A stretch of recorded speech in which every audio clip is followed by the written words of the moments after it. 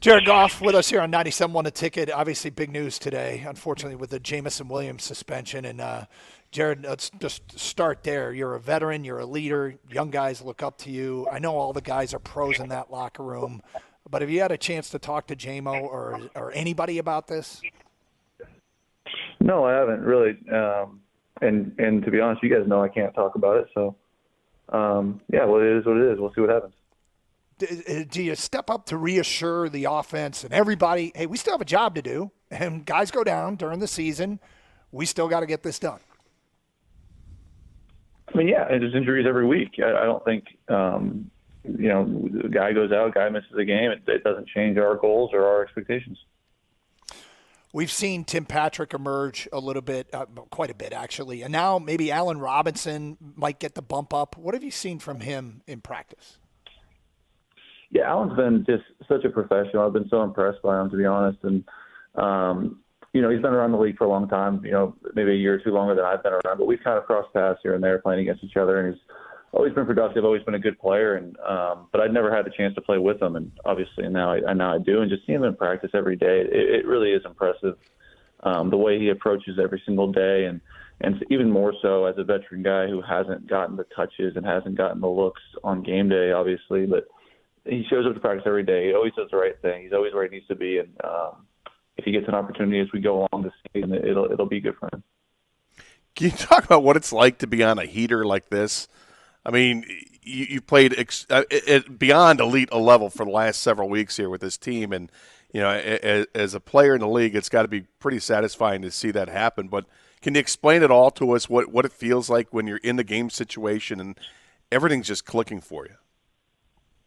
Yeah, I don't feel like I am or our offense is doing anything extraordinary or special. We're just kind of doing our jobs, to be honest. I know it's so cliche, but it really is the truth. And I feel like I'm playing extremely disciplined right now. I think that's the crux of it. I don't think there's been, certain things that, are supermanish by me or anyone else. We're just staying within ourselves, doing our job, attacking the defense, applying pressure to them, and we have a ton of good players. We do. We've got a good coaching staff. Ben puts a good scheme together for us, and we've done a good job these past few weeks. But this is where it gets hard now. Teams get some film on us, and it's hard to keep it going, and we're ready for the challenge.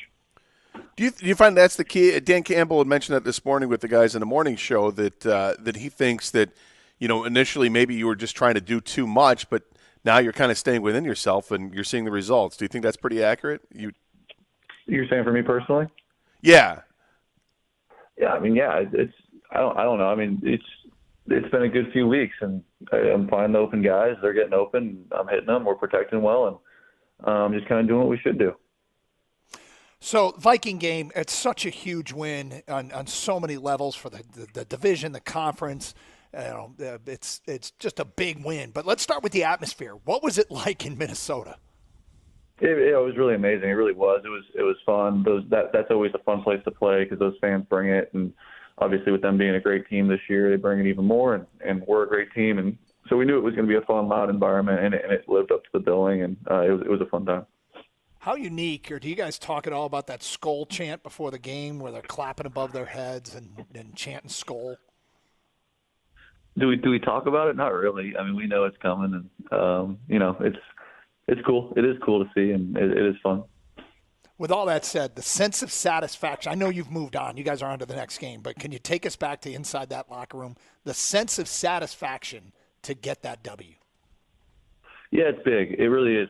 And I think, you get 3 of these road division games a year, and, of course, you want to win them all, but when you can win the early ones and you can win the ones against, a team that's undefeated like that, they're big. They really are, and we'll get them at home later in the year. And but yeah, those road ones are tough, and we've got we got 2 more of those at some point this year, and they're always hard.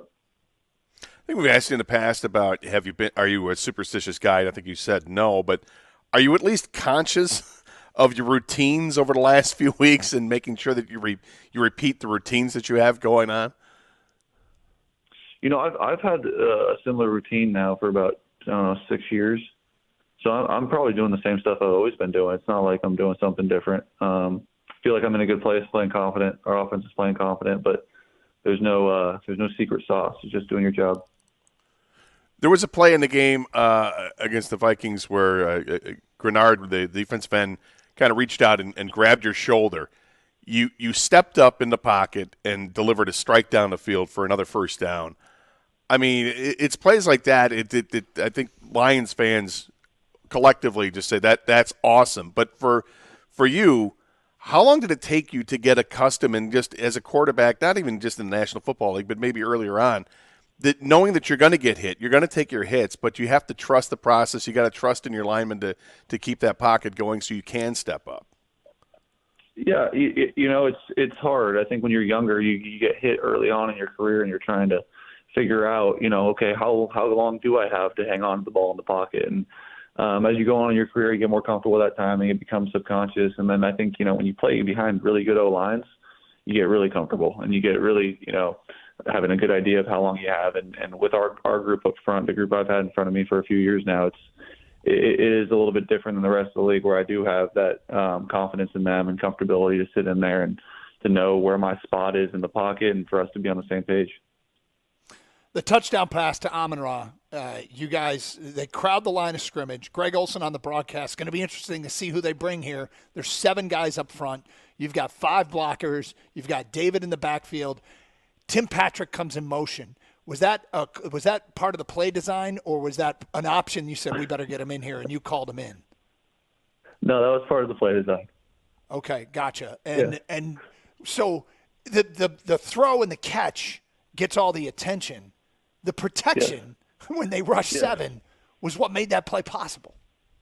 Yeah, no doubt. I think we knew that they're a zero blitz team. They like to send all those guys and bring them. And when you do that, you're vulnerable on the back end. And if we're able to pick it up like we were there, there's holes to be had, and that's the coin they're willing to flip and take those chances. And it's worked for them in the past, and sometimes it doesn't. We were able to take advantage of them on that one.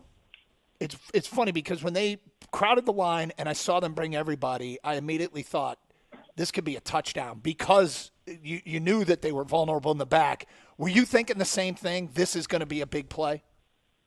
Oh yeah. Yeah, you're ready for those cover zero looks, and as soon as you know it and they're bringing them, it's game on, and you're ready to throw a touchdown. You present yourself on the field as completely confident and calm going into the game-winning drive. Now, is that an accurate description about how you feel on the inside as well, and how are you able to calm the nerves and really kind of rise up to the occasion in a situation like that?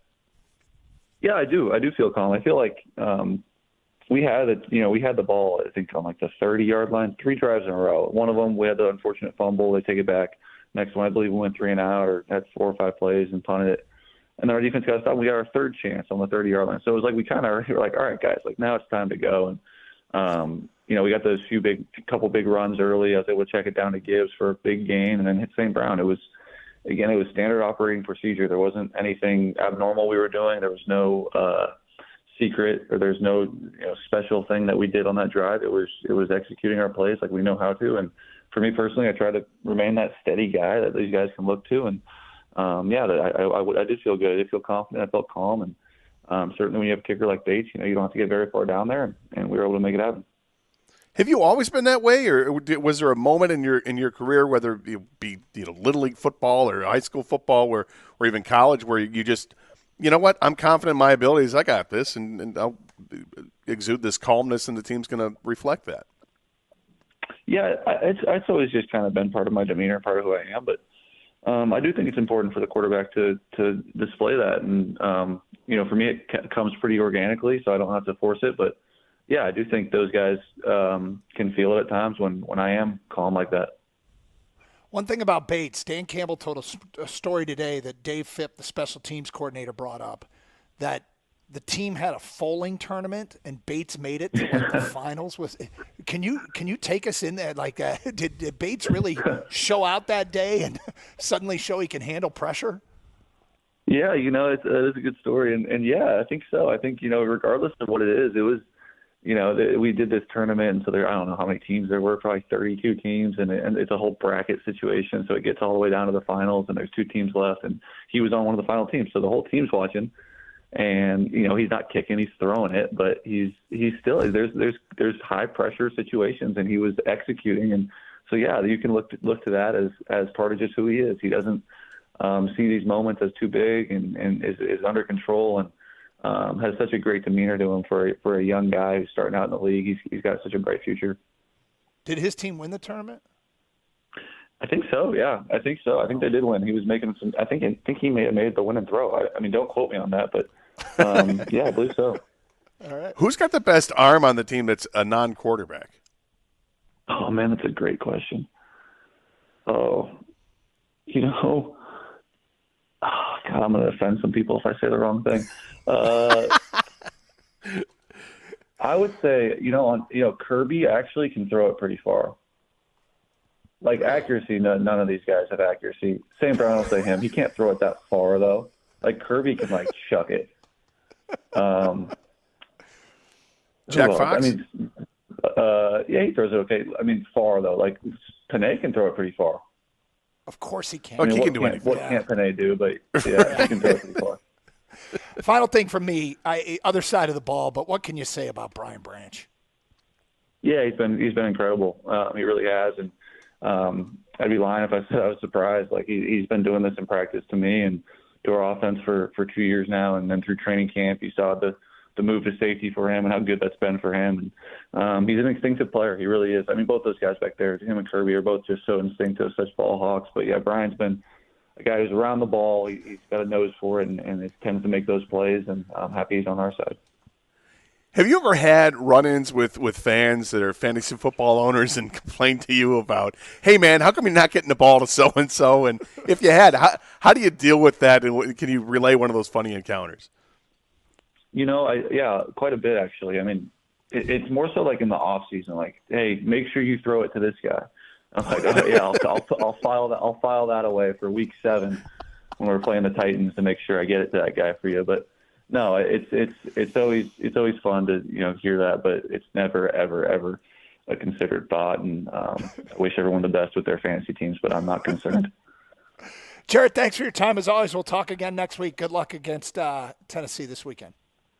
All right, guys. Thank you. Thanks, Jared. Jared Goff, Lions quarterback, joining us here on 97.1 The Ticket.